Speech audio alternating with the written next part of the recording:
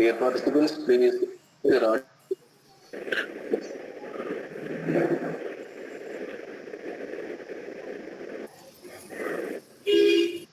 Sree College, welcome all of you to this webinar program. As we all know, the outbreak of Corona affects all aspects of academic activities. To overcome the situation, and to avoid the break in teaching and learning activities, academic institutions are coming with online activities and webinar programs. Use of technology is a need of power. Accepting this reality, Kollam Sree College is also launching a series of webinar program. So, Manokar's video to speak. First of all, I would like to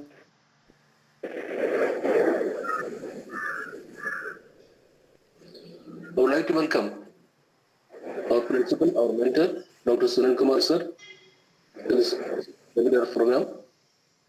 He is giving all support for organized academic activities. So I welcome Sree Kumar sir to this webinar program. Now, Dr. Pradeep Kumar, Special Officer and Education Officer Eccentrist, is here to inaugurate the seminar program. He is giving of inspiration and motivation to organize various academic activities. So I welcome Dr. Pradeep sir to this program. Thank you. Now I welcome today's resource person, Dr. Pradeep Kumar sir, Associate Professor, Government College Attingal, who is a research guide, person for academic activities and seminar. On behalf of the college, I welcome Pradeep Kumar sir to this webinar program. I also welcome the Head of Commerce Department, Dr. Rajshekaran, and the NAC Coordinator, Sree, to this function. So all the participants, once again, for this webinar series, I invite our principal, Dr. Sree Kumar sir, for initial presentation address. Welcome, sir. എല്ലാവർക്കും നമസ്കാരം. കൊല്ലം Shri Narayana college ഈ corona സംഘടിപ്പിച്ച ഈ webinar series ഇവിടെ ഉദ്ഘാടനം ചെയ്യപ്പെടുകയാണ്. ഈ webinar series ഉദ്ഘാടനം ചെയ്യുന്നത് കൊല്ലം SN കോളേജിലെ UGC എമറിറ്റ്സ് പ്രൊഫസറും SN ട്രസ്റ്റ് സ്പെഷ്യൽ ഓഫീസറുമായ ഡോക്ടർ രവീന്ദ്രൻ സാറാണ്. ഈ പ്രോഗ്രാം നടപ്പാക്കുന്നത് കൊല്ലം ശ്രീനാരായണ കോളേജിലെ IQAC ആണ്. കാലഘട്ടത്തിനനുസരിച്ചിട്ടുള്ള പഠന വിജ്ഞാന പ്രവർത്തനങ്ങൾ വ്യാപിപ്പിക്കുന്നതിന്റെ ഭാഗമായിട്ടാണ് ശ്രീനാരായണ കോളേജ് ഇത്തരത്തിൽ ഒരു വെബിനാർ സീരീസിന് തുടക്കം കുറിക്കുന്നത്. റിസർച്ച് മാനേജിയെ പറ്റി ഗവേഷക വിദ്യാർത്ഥികൾക്കും PG വിദ്യാർത്ഥികൾക്കും അതുപോലെ തന്നെ അധ്യാപകർക്കും എന്ന് ഞാൻ വിശ്വസിക്കുകയാണ്. ഈ പരിപാടിക്ക് എല്ലാവിധ ആശംസകളും അർപ്പിച്ചുകൊണ്ട് ഏറെ ആദരവോടെ അഭിമാനത്തോടെ ഈ വെബിനാർ ഉദ്ഘാടനം ചെയ്യുന്നതിന് വേണ്ടി ബഹുമാന്യനായ ഡോക്ടർ രവീന്ദ്രൻ സാറിനെ ഞാൻ ക്ഷണിക്കുകയാണ്. Thank you. Am I audible? Okay. Sreenarayana കോളേജിന്റെ IQAC ആഭിമുഖ്യത്തിൽ ഇങ്ങനെ എന്നുള്ളത് സത്യം പറഞ്ഞാൽ ഒരാഴ്ച താമസിച്ച് പോയ പക്ഷെ വിചാരിച്ച് അതിന്റെ കളർന്നോ ഇതൊരു കോപം വരാത്ത രീതിയിൽ അത് ഓർഗനൈസ് ചെയ്തത് IQACയുടെ നേതൃത്വത്തിൽ ഇങ്ങനെ ഒരു പ്രോഗ്രാം അറേഞ്ച് ചെയ്യുന്നതിന് വേണ്ടിയുള്ള മുൻകൈ എടുത്ത നമ്മുടെ കോളേജിന്റെ പ്രിൻസിപ്പലും അധ്യക്ഷൻ ഡോക്ടർ സുനിൽകുമാർ ഇതിന്റെ IQAC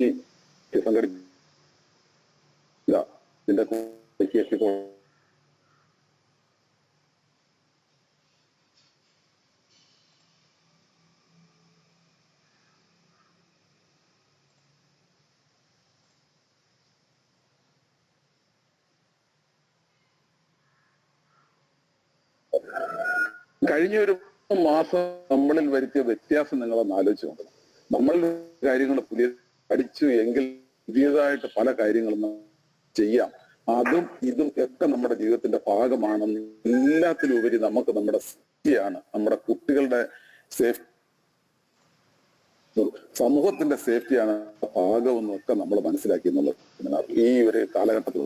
അപ്പൊ ഈ COVID-19 എന്ന് പറയുന്ന മഹാമാരി കൂടെ നമ്മൾ പുതിയ പല കാര്യങ്ങളും ഇനി ഒരു കാര്യം, വിദ്യാഭ്യാസ മേഖലയിലും ഇല്ലാതായാലും ഏറ്റവും ഉന്നതമായ വിദ്യാഭ്യാസ യോഗ്യതയുള്ളതാണ് കോളേജ് അധ്യാപകർ. നമ്മളല്ലാതെ മറ്റാരാണ് പുതിയ കാര്യങ്ങൾ സമൂഹത്തിലേക്ക് ആദ്യം ഇംപ്ലിമെന്റ് ചെയ്തത്? അത് നമ്മൾ തന്നെയാണ്. അപ്പോൾ ഇന്നലെ വരെ നമ്മൾ കുട്ടികൾ മുറിയിലിരുത്തി ചോക്ക് പീസ് കൊണ്ട് ബോർഡിൽ എഴുതി പഠിപ്പിച്ച നമുക്ക് അതിനങ്ങേപ്പുറത്തെ പ്ലാറ്റ്ഫോമുണ്ട്. ഇങ്ങനെ ഒരു ഓൺലൈൻ പ്ലാറ്റ്ഫോമിൽ നമുക്ക് ഇഫക്റ്റീവായിട്ട് ക്ലാസ് എടുക്കും. അങ്ങനെ എടുക്കുന്ന ക്ലാസ്സുകൾക്ക് മറ്റതിനേക്കാൾ പല രീതിയിൽ നമ്മൾ മനസ്സിലാക്കി അത് കുട്ടികളിലും സമൂഹത്തിലും എത്തിച്ചു കൊടുക്കുകയും ചെയ്യുന്ന ഉത്തരവാദിത്വം നമുക്കാണ്. അങ്ങനെ ഉത്തരവാദിത്വം എടുത്ത് കൊല്ലം ശ്രീനാരായണ കോളേജിലെ പ്രിൻസിപ്പലിനും അതിന്റെ IKSയുടെ കോർഡിനേറ്റർക്കും അതുപോലെ തന്നെ ഇത് ഒരു തുടർക്കഥയാകണം. ഇതിപ്പോ നമ്മൾ ഇന്ന് വെബിനാർ സീരീസ് നമ്മൾ തുടങ്ങി വെക്കുന്നേ ഉള്ളൂ. ഇതൊരു തുടർക്കഥയാവണം. അതിൽ തന്നെ നല്ലൊരു സബ്ജക്റ്റ് ആണ് എന്നിട്ട് ഡോക്ടർ പ്രദീപ് കുമാർ എന്ന് എടുക്കാൻ പോകുന്നത് റിസർച്ച് മെത്തഡോളജിയെ കുറിച്ചാണ്. ഇപ്പൊ അടുത്ത വരുന്ന തലമുറയിൽ റിസർച്ചിലുള്ള ഇമ്പോർട്ടൻസ് എന്താണെന്ന് ഇപ്പൊ ആൾക്കാർ മനസ്സിലാക്കി കഴിഞ്ഞു. നമുക്ക് ഈ കാര്യങ്ങൾ ഇന്നലെ തന്നെ ഡോക്ടർ ആശാ കിഷോറിന്റെ ഒരു വലിയ പ്രഭാഷണം ഉണ്ടായിരുന്നു കൗമുദി TV-യിൽ. നമ്മൾ ഇൻഡിജീനിയസ് ആയിട്ട് ടെക്നോളജി ഡെവലപ്പ് ചെയ്തില്ലെന്നുണ്ടെങ്കിൽ നമ്മുടെ രാജ്യം നാശത്തിന്റെ ഭാഗത്ത് പോകും എന്നുള്ളത് മനസ്സിലാക്കുന്നത് വരുന്ന തലമുറയിൽ അത് വെറുതെ ഒരു PhD എടുക്കാനും 4 ഇൻക്രിമെന്റ് ആയെന്നും മേഖലയിലും അത് മേഖലയിലും ഗവേഷണം നടത്തി പുതിയ കണ്ടുപിടുത്തങ്ങളും പുതിയ സമൂഹത്തിൽ കൊണ്ടുവരേണ്ടത് നമ്മളുടെ തലമുറ അവർക്ക് വേണ്ട കൊടുക്കുന്നത് നമ്മളെ പോലുള്ള വിദ്യാഭ്യാസ മേഖലയാണെന്നുള്ള തിരിച്ചറിവാണ്. അതിനാദ്യം തന്നെ ഈ സെമിനാറിന് എല്ലാവിധമായ ഭാവങ്ങളും നേരുകയും ഇങ്ങനെ ഒരു പ്രോഗ്രാം അറേഞ്ച് ചെയ്ത കൊല്ലം IKS കോർഡിനേറ്റർമാർക്കും മറ്റ് അധ്യാപകർക്കും എല്ലാവിധ ഭാവങ്ങളും നേരുന്നതോടൊപ്പം എന്നിൽ നിക്ഷിപ്തമായിരിക്കുന്ന എന്റെ കർത്തവ്യം ഈ സെമിനാർ സീരീസ് ഉദ്ഘാടനം ചെയ്യുക എന്നുള്ള ഈ സെമിനാർ ഉദ്ഘാടനം ഞാൻ എന്റെ നന്ദി, നമസ്കാരം.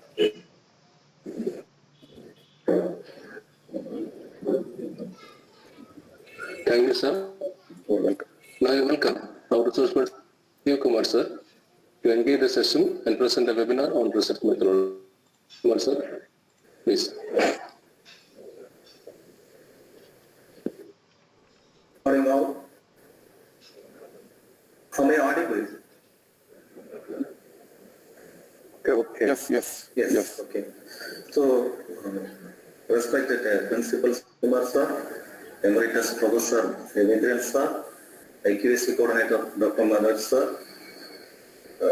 a great good morning. First of all, I congratulate the postgraduate and Department of Commerce and IQS in organizing a very relevant topic, research hypothesis. So, the problem in a live program because many participants using the mobile, so it is very difficult to watch a mobile phone for a time period of more than 10 or 10 minutes. So, let me start my presentation. So, that explain my plan, how I am going to present this webinar. Positive element. So I need to, so that is my hypothesis. I have 6 questions in my mind now. So I need to answer all these 6 questions by the end of this program. So I hope I make this presentation within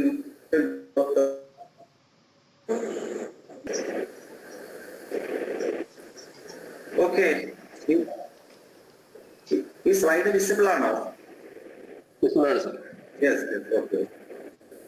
So let me start my presentation. Okay, so as I said earlier, I have 6 questions in my mind. So the 6 questions are, first one, what is research? Second one, what is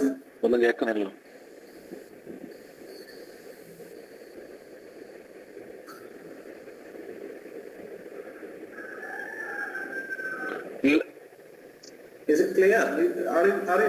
Am I audible? Yes, sir. Hello? Yes, sir. Okay. Shall I continue? Yes, sir. Yes.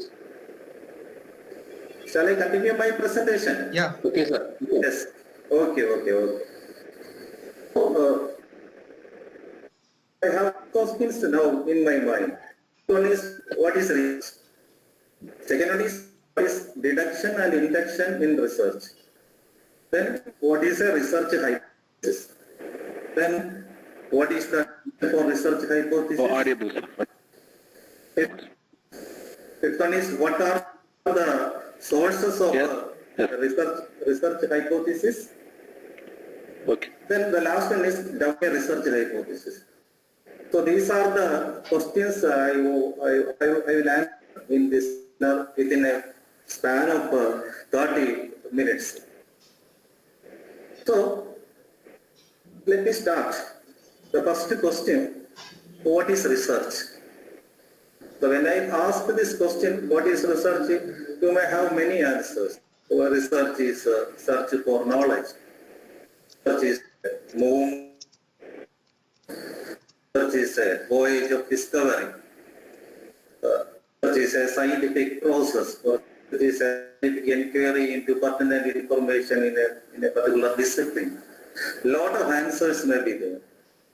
Or sometimes you may give the definition given by Clifford Woody. So you have learned, the students, especially postgraduate students, have learned this definition given by Clifford Woody, which is a comprehensive definition. What was the definition? Research includes, or research comprises of defining and redefining the problem, formulating hypotheses or suggested solutions, collecting, organizing, and analyzing data, making deductions and reaching conclusions, and at last testing whether the hypothesis fit the conclusions fit the formulated hypothesis. So you see, this is the definition. But for present of research hypothesis, I have another definition. So this is the definition. This is a statement. I see now hypothesis is a statement. I start with a statement. So for this question, I am giving a statement as the answer. So the answer is, research is a continuous process of deduction and induction. Let me repeat. Research is a continuous process of deduction and induction. As you know, deduction and induction are the two methods of logical reasoning. You know it. Deduction and induction are the two methods of logical reasoning. What is deduction? Deduction means from general to specific. You are making a general statement, and using that general statement, you are making a specific hypothesis. So we are starting from a general theory, and using that general theoretical base, you are developing a hypothesis, a specific research hypothesis. For example, you may be knowing a statement like this: men are mortal. Men are mortal. A is a man, so A is mortal. So this is deduction. It starts with a theory. Men are mortal. Then on the basis of that theory, we developed a researchable hypothesis. This Mr. A is mortal. A is mortal. So that is the process of deduction. So the research starts with a deductive thinking. First of all, you start from a general theory, and this general theory is refined or formulated into a researchable hypothesis. That is known as deduction. Then what is induction? Induction is just opposite to deduction. From specific to general. From specific to general. First of all, you developed a research hypothesis, and tested that hypothesis on the theory, and theory is generalized. So you start from a specific hypothesis, test the hypothesis and reach a general conclusion. So we can simply say that research is a continuous process of deduction and induction. So hypothesis is the major component in research. I think it is clear. The first question is answered. So what is research? Research is a continuous process of deduction and induction. Then my second question. So my second question is, what is deduction and induction in research? So the question is a general answer. Now I am going to give some specific answer to deduction and induction. You know, is a process. Research is a systematic. So what are the stages of deduction? So I already said that research is a continuous process of deduction and induction. So what are the deduction steps in research? So these you know well, these items are very clear to you because this is nothing but the research process. I start with a problem. It starts with identifying a problem, and you know this is the most difficult step in research, to identify the problem. To identify a researchable problem, what you need to do, you have to conduct an extensive literature review. Only by extensive literature review, you can locate a problem. Okay, then after locating the problem, you will have to define your problem. In order to define your problem, you will have to conduct in an intensive literature review. In an intensive review, in the sense, you will have to read the existing studies conducted in this particular problem. Refer the PhD theses, which are problem you have already identified. So based on that, you look at some research. So many researchers were conducted in this area, but something is missing, and that something missing is gap. So based on that research gap, you will define problem. Let me state an example. For example, I want to know the work family life or conflict of women gynecology. So I identified a problem. So this for my HRM and my studies on the concept of work and the family life balance. So I want to know the work and family life conflict of women. So I am limiting my scope to women gynecologists because they are more involved with the. So identification of the problem is done. I identified it.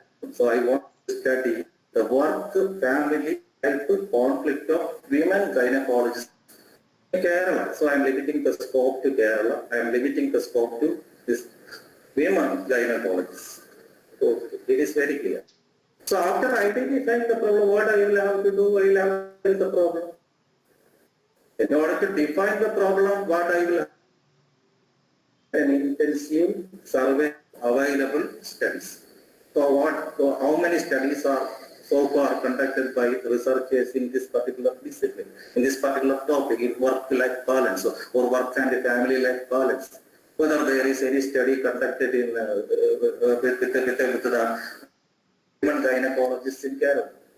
So now I identified that studies are there, work-life balance, how many studies are there, work and family-life balance, how many studies are there. Some women gynecologists was not conducted. So I identified the gap. So I can conduct a study on work and family life balance conflict among women gynecologists in Kerala. So when a problem is defined, half solved, there is a solution. So when you find the problem clearly, you have a solution in your mind. And that solution is nothing but your initial hypothesis. Okay. So you define the problem clearly. In the problem itself, there is a solution. So that is your initial hypothesis. So that leads you towards the research stages, research process. Then based on the initial hypothesis, see, this is deduction. From a general theory to a specific research hypothesis. I said that research is a continuous process of deduction. So I start with an extensive literature review, identify the problem, define the problem, formulate an initial hypothesis. On the basis of the hypothesis, what I will have to do, I will have to define my objectives. I will have to define my objectives. So what are my objectives? So I am saying that my objective here is to identify the causes of discomfort among the working lady gynecologists in Kerala. So what is my objective? To identify the causes of discomfort among the working lady gynecologists in Kerala. Okay, so that is my single objective. So I am just telling a single objective for example. Okay, so that is clear. So we define the objective. After that, what I will have to define variables. So I have to identify what are the variables that I will have to use for conducting research. So I will have to define what is my dependent variable, what are my independent variables. So I want to know. So my question is, I want to know. Hospitals are there in Kerala. Some are government hospitals, some are private hospitals. So, private hospitals and government hospitals. So, I want to know whether the causes of discomfort among the working lady gynecologists in Kerala are different with respect to this group, whether there is any difference in the perception of causes of discomfort among the lady gynecologists. They are grouped into the hospitals and government. So I define the way, then I identify what are the specific variables. What are my specific variables? So I take the group as my independent variable. The group, that is lady gynecologist in the government hospital, lady gynecologist in private hospital, and I develop another independent variables. So my independent variables are: one is over workload, night shift, it causes pressure. There is no specific time for working, low salary, no support from superiors, no support from management, stress of patients created by patients, no facility in hospitals, no time to manage your own, pressure from husbands and kids, no support from colleagues, no job freedom. So these are the independent variables that I have developed for measuring the causes of discomfort. So these variables causes discomfort among lady gynecologists in Kerala. So I define the variable. Very clear. I identify the problem. After precisely, after that I formulate an initial hypothesis. Based on the initial hypothesis, I define my objective. Based on the objective, I define my independent variable and then I will have to formulate a research hypothesis. So what is a research hypothesis? A research hypothesis establishes the relationship between two variables. I will have to establish the relationship between my dependent variable and independent variable. But here, in this case, I am taking a group. One is a categorical variable, another one is I measured on a 5-point scale, or something like that. So measured along a 5-point scale. So one is a grouping variable or a categorical variable, another one is measured on a 5-point scale. Then just in this case, as it is a categorical variable, I can do many tests, especially, I'm not talking about the tests, I can formulate a research hypothesis. So let me say, I am formulating a research hypothesis. That is, there is some association between this causes of stress among the lady gynecologists working in public government hospitals and private hospitals. So there is difference. There is difference in the causes of stress between lady gynecologists working in government hospitals and private hospitals. So I think it is very clear. So this is the process of deduction. So from theory, we reach as a research hypothesis. So this is the first stage of what is called a deduction. Research is a continuous process of deduction. It's clear. Then come to another one is induction.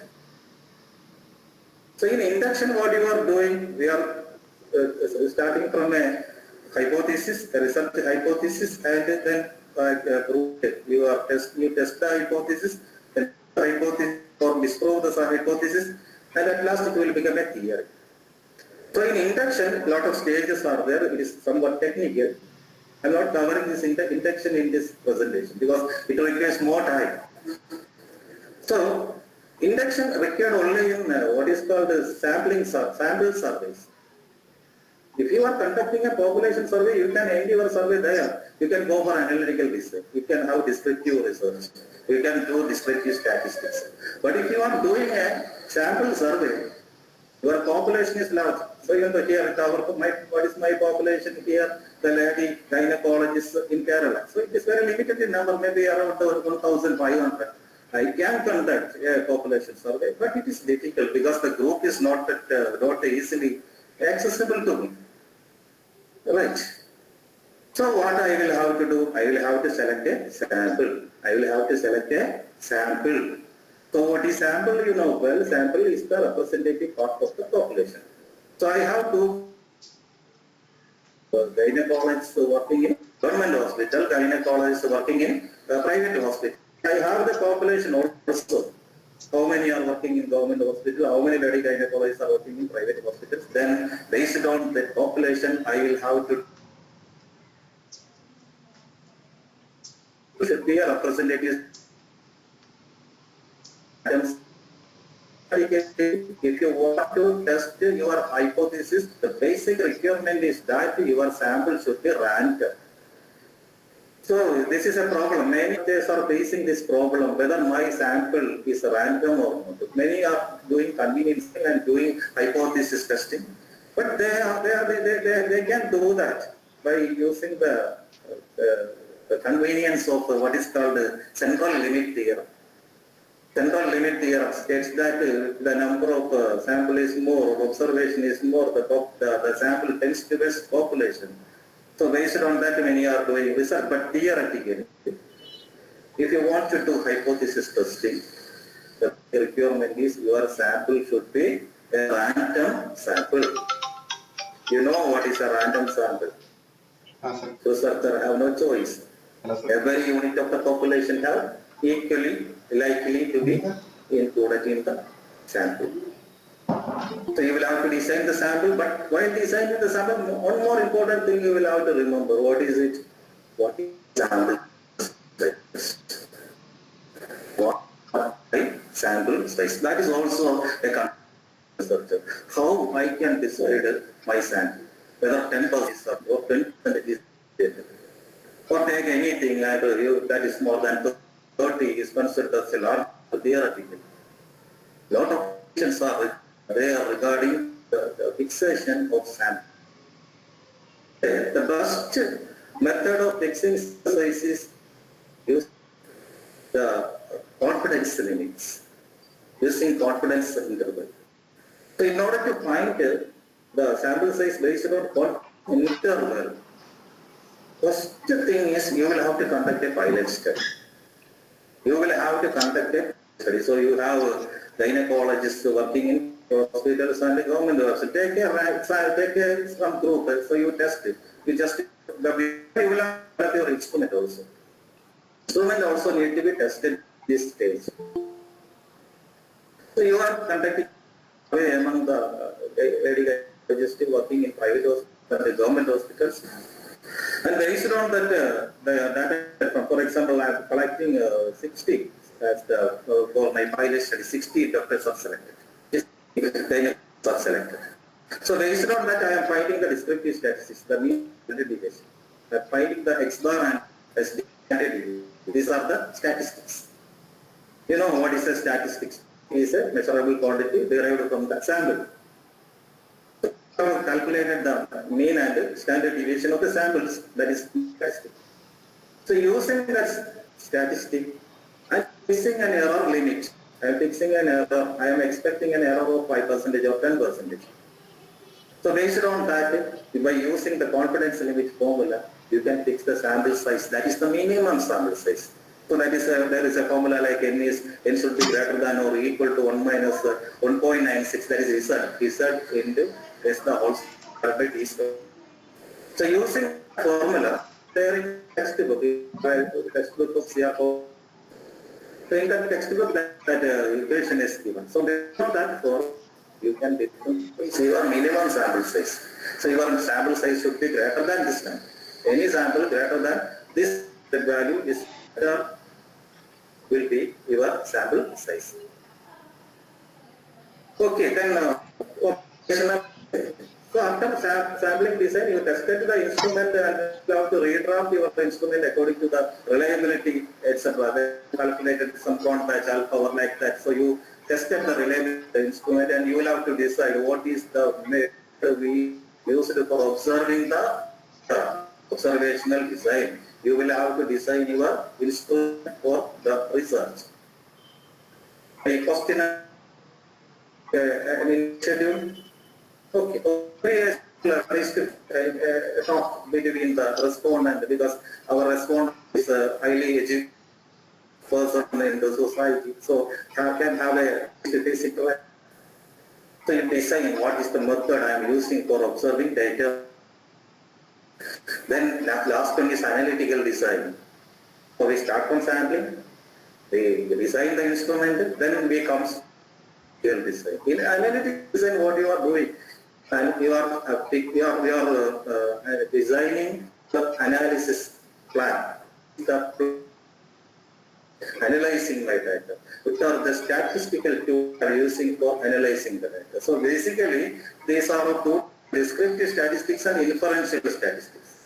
Descriptive statistics describes the data. You just say mean is a descriptive. Standard deviation is a descriptive statistics. So you are describing the data using descriptive statistics. Standard error is a descriptive statistics.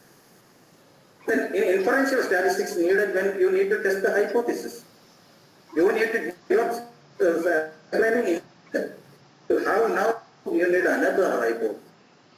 Differential statistics for hypothesis testing. Well, I think that statistical inference. What is statistical inference? Inferring characteristics of the population from the sample. Inferring the characteristics of the parameter from the statistic. Any measurable value derived from the population is called a parameter. Any measurable value derived from the sample is called a statistic. So in inference, what you are doing, you are inferring the characteristics of the population or parameter using sample or statistic. So there are two methods you know, one is estimation and another one is hypothesis testing. Now we are talking about hypothesis testing. Hypothesis testing here in this stage you have already there is a research hypothesis. Now you will have to design a statistical hypothesis. Statistical hypothesis is nothing but your null hypothesis. That null hypothesis needs to be tested using suitable tested statistics. Then when it is tested, it is proved or proved, then it becomes a theory. So now it is induction. From the research hypothesis to a theory. So what is research? Very simple. Research is a continuous process of deduction and induction. So that question is also, second question is also over. So, to the research. So we have explained already. Now we are going to give a main research hypothesis. So when I ask this question to you, what is your answer? Made? It is a tentative assumption. It is a belief. It is a demand. It is a supposition, etc.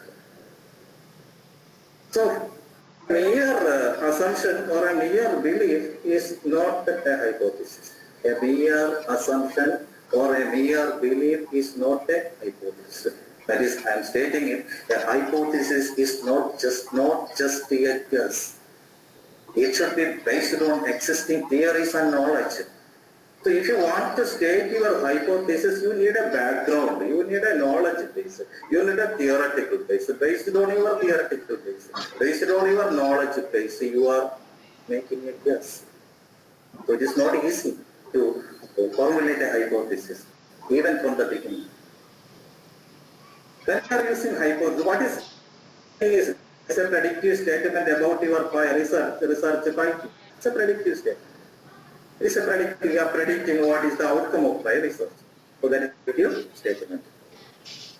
Okay, then you know the meaning of hypothesis is to suppose. That is why you have said it as an assumption or a presumption or is a statement like that. Then the time you know hypothesis is having two terms, one is hypo and another one is thesis. But is hypotension, you know that, lower pressure, less than the normal pressure. So less than, hypo means less than.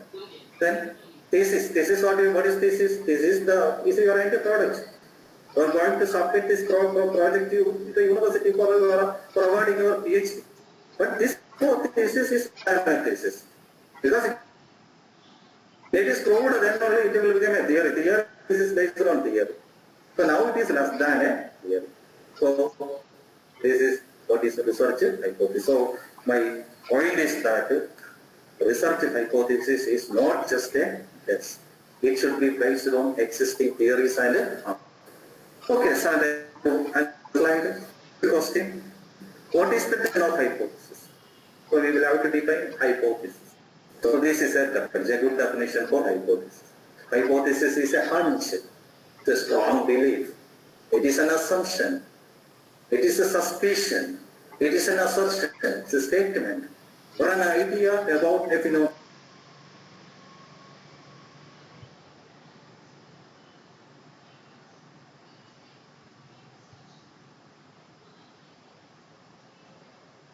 This concept is not properly so so actually it's a phenomenon. It is not yet proved. So you are not sure regarding the truth. That means the reality of the truth of which you don't know, you do not know. And it's the basis of your research. So your research is fully based on your hypothesis. And it tells you what specific aspects of a research problem to investigate, what we will have to do. What are the further steps to do for completing my project, my research endeavor? Okay, so that is the definition. So it's very simple. Then move into what sources of, so what are the sources? From where I will get my hypothesis. Researchers are doing like this. So I have completed my research, but now I need to find my hypothesis. See, where is his hypothesis? See, that is happening. I asked many researchers, that is the tendency. They are fixing, they have how to fix the hypothesis. There is a country. So where from get my hypothesis? Say, the research hypothesis is in your mind, it is there from the beginning. From the beginning stage, the hypothesis is there. So how you perform all these stages without a hypothesis? So what are the sources of hypothesis? The sources of hypothesis really for literature. So if you develop a hypothesis, to develop an initial hypothesis, I already stated the basic thing is intensive literature, review the literature. Then after reviewing the literature, you might have certain questions in your mind. Questions may be there. So you discuss whether it is a researchable one. With experts are there, academicians are there. So you discuss the problem, this question with experts are whether it is a researchable problem. Or if it is not researchable, what I shall do to find a researchable problem. So through constant discussion with the guides or experts or academicians, you can develop a hypothesis. Another one is intuition of the research. It is the basic quality of the researcher. Basic quality of the researcher is inquisitiveness, always ask the questions. So I have an intuition. So after COVID, post-COVID, what will happen to our teaching community? So everybody is preparing online teaching. So whether I will lose my job after this COVID. It's a concern for most of the teachers. So that is my intuition. What will happen to me?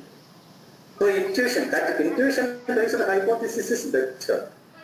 Intuition is a strong belief in its mind. This will happen. After COVID, this will happen. What will happen to the cinema industry? Okay. What will happen to the malls? The malls in Kerala or in everywhere, because it's a pandemic. So in this stage you have a lot of influence. Every person is having what will happen in the future. Okay, so let me come to the last sources, various empirical studies on the given area. So you just go to the thesis done so far, the research studies done so far, empirical studies. Then you just go to their hypothesis. So if you find any suspicion in the hypothesis, you can retest it. You can retest it because you know that this hypothesis may be suitable during that, but it may not be applicable now. So you can take it again. To go with an intensive survey. So it starts from an extensive survey, it ends with an intensive survey of available study in the related discipline. Okay, so that question is also answered. So these are the sources of hypothesis. Now the last question. The last question is how to develop a hypothesis. How to develop a hypothesis. It's a question. So how to develop a hypothesis? Simple. Ask the questions. Inquisitiveness is the basic quality of a researcher. Always ask the questions. So just simply asking questions is not a hypothesis. You will have to create a base. If you have a theoretical base, you have a knowledge base, you can ask the questions. You start questioning. So ask the question. So questions are the first source of hypothesis. So we develop the hypothesis. Ask a question. Then do some preliminary research. So you identified the problem, you conducted the extensive literature, you find a question, a research question also. Then you will have to test, you will have to say, we conduct a pilot study. Do some preliminary research. Whether this question is feasible or not. So do some preliminary research. Then formulate your hypothesis. Based on the preliminary research you have conducted in your area, in your study area, you have a hypothesis. Then write your hypothesis. Because that hypothesis may not be clear or specific or may not be tested. Then you will have to your hypothesis so that it can be tested and it can be converted into a theory. So you refine your hypothesis. After that, you need to test the hypothesis. See, that is another stage in research. You are now moving to, now deduction is over. Now you are starting with the induction. Develop a null hypothesis. Null hypothesis is a statistical hypothesis. Null hypothesis is a statistical hypothesis that needs to be tested. Researcher always wants to reject the null hypothesis. Researcher wants to prove the other hypothesis. And that other hypothesis is your alternate hypothesis. That is nothing but your research hypothesis. So what is your research hypothesis? At last, your alternate hypothesis. Okay. So these are the questions. See, I have 6 questions. I think I have answered all the 6 questions. Okay, so let me conclude. So let me, at this moment, I would like to thank the SN College Kollam for inviting me for presenting this webinar. First, I think this is the inaugural program. So congratulations to all. So I also thank Adish, a student of Attingal Government College, for doing research, for inviting me to participate in this program. Thank you all.